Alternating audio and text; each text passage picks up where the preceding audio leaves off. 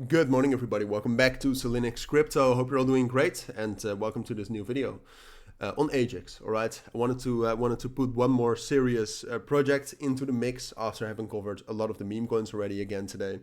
So that's what we'll do, and we'll take a look at Agix. I know a lot of you are trading and holding that as well.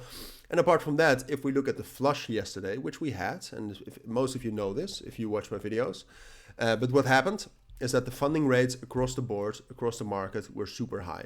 So at some point of time, what then happens is you get a big flush down, a big spikes, a lot of the longs get liquidated, a lot of positions get closed. That results in the leverage or the open interest to drop down, and that results in the spot prices and the futures prices to normalize a bit and to come closer together.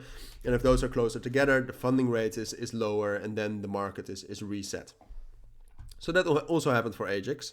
Agix had a ridiculous funding rate of 0.13%, which means you pay almost 0.4% of your position value every single day. Resets and is now normalized. It's going up a little bit again because Agix, and that's in general also one of the reasons why I wanted to cover it. Agix is obviously one of the strongest AI coins. And AI, if you look at the flush yesterday, was one of the strongest recoverers, at least initially. I mean, there were some other ones like meme coins that recovered better, but AI definitely was up there earlier this morning at least.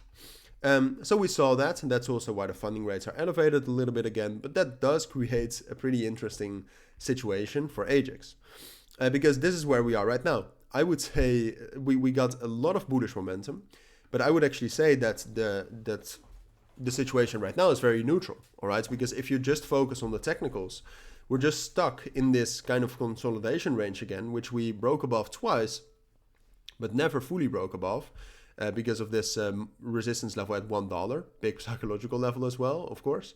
But we never fully broke above that. So now we did break above this significant resistance level at 85 and 83 cents. So that now functions as support. And I would say that that support is stronger than the local resistance we have at 95 cents.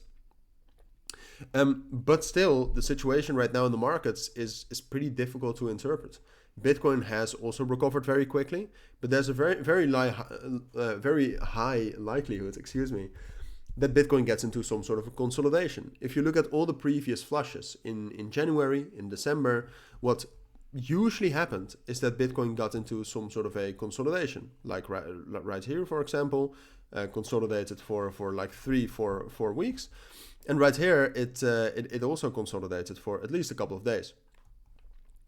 So if that happens, I'm not sure if Agix is able to continue this bullish momentum, because Agix obviously is bullish because of the AI narrative, but Agix is also historically correlated to Bitcoin. The AI narrative is very much fueled by bullish momentum from Bitcoin.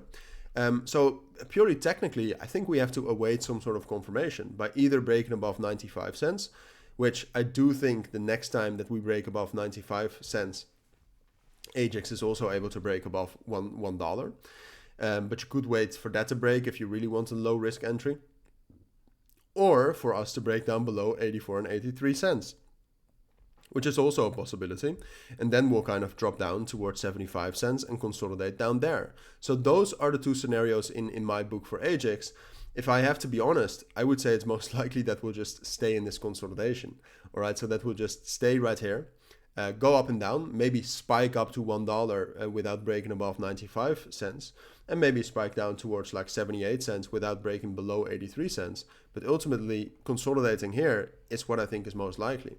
If you look at, for example, the numbers regarding open interest, what you can see is that those are actually still pretty low, all right? Now, the numbers on that website are not always the greatest. So if we look at the numbers, for example, right here, no, they're pretty much the same. Like, we had a quick recovery, but the open interest and the momentum is just not the same.